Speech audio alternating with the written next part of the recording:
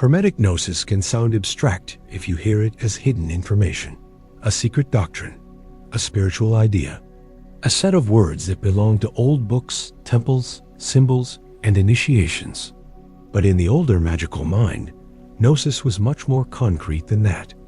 It meant knowing what is acting, not only what appears, not only what is named, not only what looks beautiful, sacred, or mysterious, what is acting.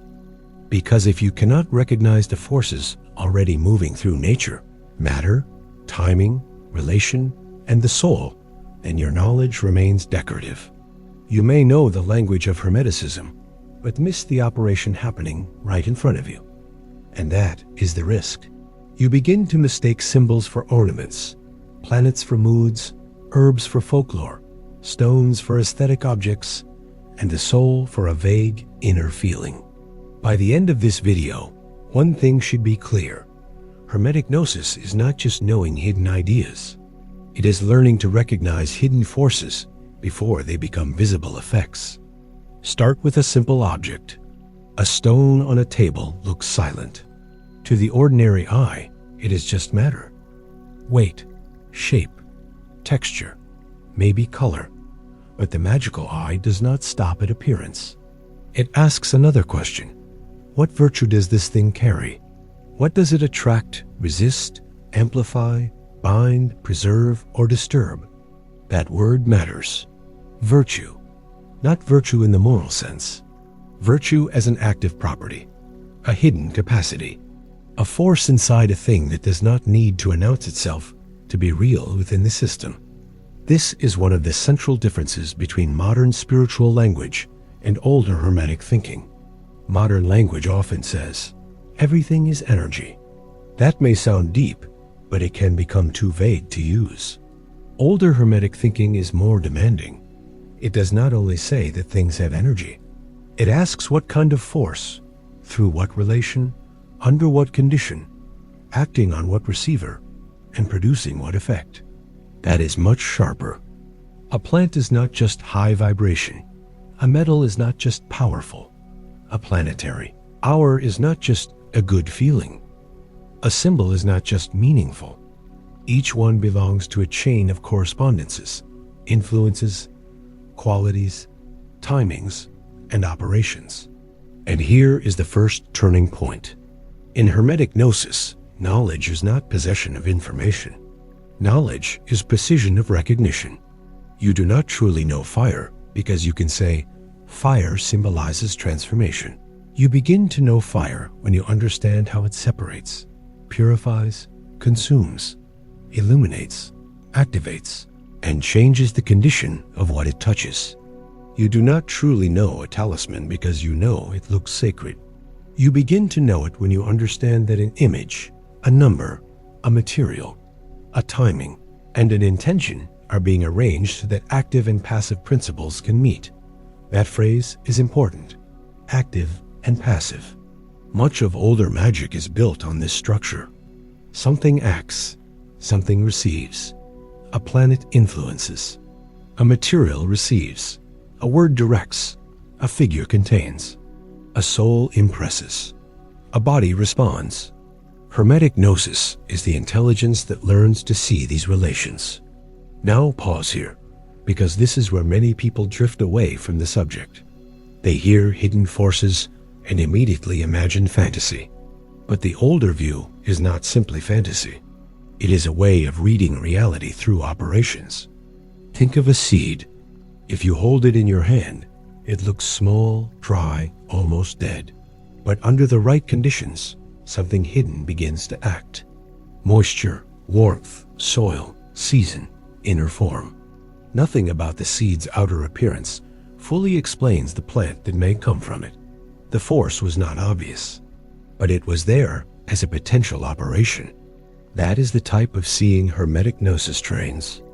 Not, what does this look like? But what can this become under the right influence? This is why correspondence matters. The visible thing is not isolated. It belongs to a larger order. The lower reflects the higher. The small repeats the great. The material object can become a doorway into a wider pattern because the same laws operate across different planes. So when Hermetic thought speaks of hidden forces, it is not only talking about invisible beings or dramatic rituals. It is talking about structure, cause and effect, vibration, rhythm, attraction, repulsion, sympathy, antipathy, the secret link between what acts and what receives. And halfway through, this is where we are. Hermetic Gnosis means learning to read force behind form. The next step is seeing why the soul is not outside that system. Because the soul is not only a spectator, it is also an operator that changes everything. If nature contains hidden virtues and matter can receive impressions, then the human being becomes more than an observer walking through a symbolic world. The human being becomes a meeting point. The outer world acts upon the soul. The soul acts upon the outer world. Imagination, attention, intention, purity of focus, fear, desire, devotion, confusion. These are not treated as empty inner states. They affect the operation. This is why old magical systems cared so much about preparation. Not because they wanted drama, because an unsteady operator misreads forces. A scattered mind confuses signs. A hungry imagination invents correspondences that are not there.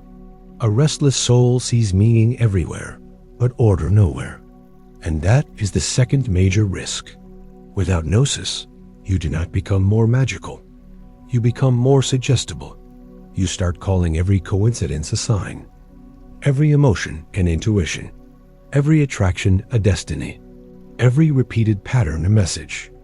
But Hermetic Gnosis is stricter than that. It asks, what is actually acting here? Is this a true correspondence or only projection? Is this a real influence or only desire wearing symbolic clothing? Is this an operation or only atmosphere? That question protects the whole path, because the purpose of Gnosis is not to make everything mysterious. It is to make the hidden order more intelligible. Take one final example. Imagine a ritual object, a ring, a seal, an image, a written figure. A modern reading might say, it has meaning because you believe in it. But the older magical reading is more layered. The object has material. The material has qualities. The figure has form. The form relates to a principle. The timing places it inside a celestial rhythm. The words direct attention. The maker's soul impresses intention. The repeated use strengthens association. So the object is not just a symbol, it is a constructed meeting point for forces. Whether one accepts every claim literally or not, the logic is clear. Magic is not random mystery. It is arranged relation. And Hermetic Gnosis is the ability to understand that arrangement. This is why the word hidden can mislead us. Hidden does not always mean far away. Hidden does not always mean supernatural. Often, hidden means active before obvious. The cause before the effect. The rhythm before the event. The attraction before the attachment. The correspondence before the sign becomes visible. The inner operation before the outer result appears. That is the real shift. Hermetic Gnosis is not about collecting more sacred vocabulary. It is about becoming harder to fool by appearances. You look at a plant and ask what virtue it carries. You look at a symbol and ask what relation it holds. You look at a repeated event and ask what cause is still operating. You look at yourself and ask what state is acting through your own soul. Not as psychology replacing Hermeticism. As Hermeticism doing what it was always meant to do, reading the forces beneath the surface. So if one sentence has to remain, let it be this. Hermetic Gnosis is the knowledge of what acts beneath appearances. Not a belief, not a mood, not a decorative vocabulary.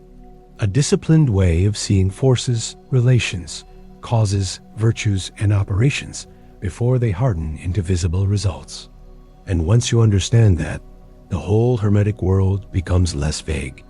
The planets are no longer just symbols. The elements are no longer just metaphors. Matter is no longer dead. The soul is no longer passive. and knowledge is no longer something you only store in the mind. It becomes sight,